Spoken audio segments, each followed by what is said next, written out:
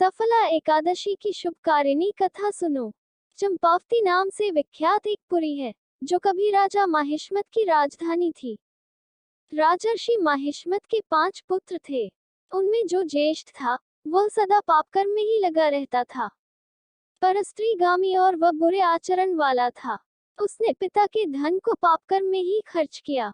वह सदा दुराचार परायण तथा ब्राह्मणों का निंदक का था। वैष्णवों और देवताओं की भी हमेशा निंदा किया करता था। अपने पुत्र को ऐसा देखकर माहिष्मत ने राजकुमारों में उसका नाम लुम्भक रख दिया। फिर पिता और भाइयों ने मिलकर उसे राज्य से बाहर निकाल दिया। लुम्भक उस नगर से निकलकर वन में चला गया। वहीं रहकर उस पापी ने समूचे नगर का धन लूट लिया। एक दिन जब ये चोरी करने के लिए नगर में आया तो रात में पहरा देने वाले सिपाही ने उसे पकड़ लिया। किंतु जब उसने अपने को माहिष्मत का पुत्र बताया तो सिपाहियों ने उसे छोड़ दिया। फिर वह पापी वन में लौट आया और मांस तथा वृक्षों के फल खाकर और निर्वाह करने लगा। उस दुष्ट का विश्राम स्थान पीपल के नीचे था।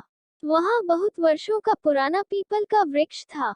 उस वन में वह वृक्ष एक महान देवता माना जाता था। पापबुद्धि लुम्भक वहीं निवास करता था। बहुत दिनों के पश्चात एक दिन किसी संचित पुण्य के प्रभाव से उसके द्वारा एकादशी के व्रत का पालन हो गया। पौष मास में कृष्ण पक्ष को दशमी के दिन पापिष्ठ लुम्भक ने वृक्षों के फल खाए और वस्त्रहीन होने के कारण रात भर जाड़े का कष्ट भोगा। उस समय न तो उसे नींद आई और न आराम ही मिला। वह निष्मान सा हो रहा था। सूर्योदय होने पर भी उस पापी को होश नहीं हुआ। सफला एकादशी के दिन भी लुम्भक बेहोश पड़ा रहा। दोपहर होने पर उसे चेतना प्राप्त हुई। फिर इधर उधर दृष्टि डालकर वह आसन से उठा और लैंगड़े की भांति पैरों से बार बार लड़खड़ाता हुआ वन के भीतर गया। वह भूख से दुर्बल और पीड़ित हो रहा था। राजन, उस समय लुम्भक बहुत से फल लेकर ज्यों ही विश्राम स्थान पर लौटा त्यों ही सूर्योदय हो गए।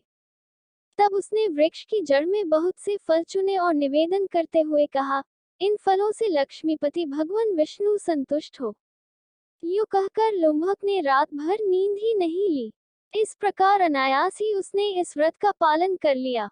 उस समय सहसा आकाशवाणी हुई, राजकुमार, तुम सफला एकादशी के प्रसाद से राज्य और पुत्र प्राप्त करोगे।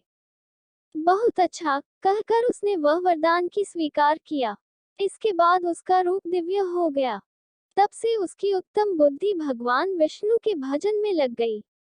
दिव्य आभूषणों की शोभा से संपन्न होकर उसने अकंटक राज्य प्राप्त किया और 15 वर्षों तक वह उसका संचालन करता रहा। उस समय भगवान श्री कृष्ण की कृपा से उसके मनोज्ञ नामक पुत्र उत्पन्न हुआ।